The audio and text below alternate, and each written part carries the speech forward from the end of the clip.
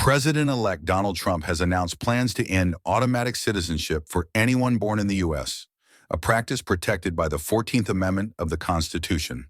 He described birthright citizenship as ridiculous and vowed to pursue its elimination through executive action, though legal experts predict significant hurdles, including likely court challenges.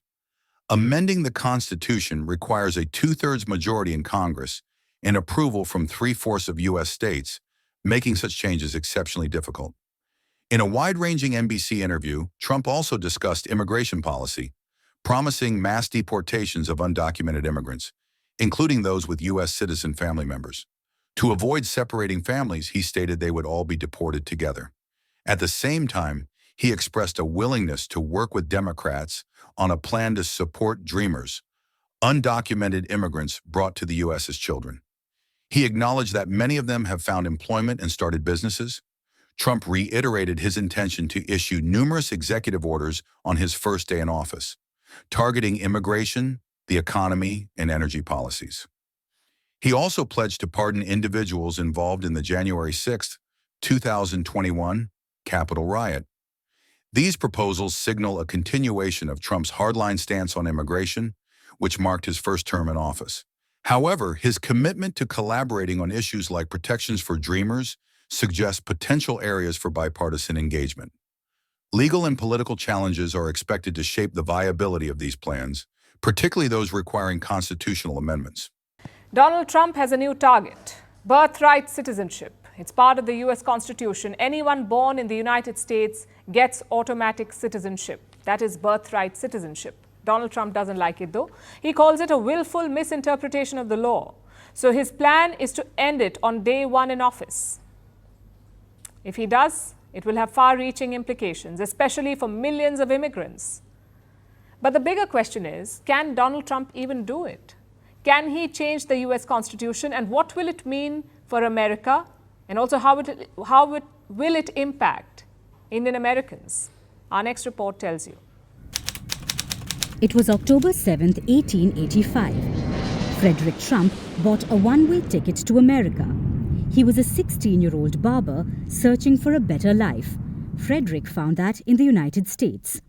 He went on from becoming a barber to a real estate investor. Frederick had 3 children. All of them automatically became United States citizens because they were born in America. This is the immigrant story of Donald Trump's family. His grandfather was a migrant. His father became a citizen through birthright citizenship. But Trump doesn't seem to care about it much. In fact, he wants it to end on day one. But it won't be so easy.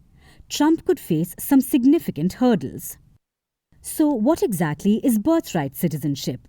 After the American Civil War, the U.S. Constitution added the 14th Amendment. The amendment was ratified in 1868. It was to ensure that the descendants of enslaved people brought to the United States became citizens. This framed the country's approach to citizenship. It led to what's known as birthright citizenship. It's pretty simple. Anyone born in the United States is a citizen of the United States. Basically, if you're born in the country, you get automatic citizenship. Donald Trump wants to challenge that. He says it's ridiculous and based on a historical myth. If Trump goes ahead with his plan, it could have far-reaching implications. Eliminating birthright citizenship will affect everyone, especially for millions of immigrants. Take Indian Americans, for example. They are a community of 5.4 million. Nearly 34% of them were born in the country. That's 1.6 million Indian Americans. If birthright citizenship is abolished, they will no longer have automatic proof of citizenship. But the bigger question is, can Donald Trump end it? For that, Trump needs to amend the U.S. Constitution, and it's quite a challenging process.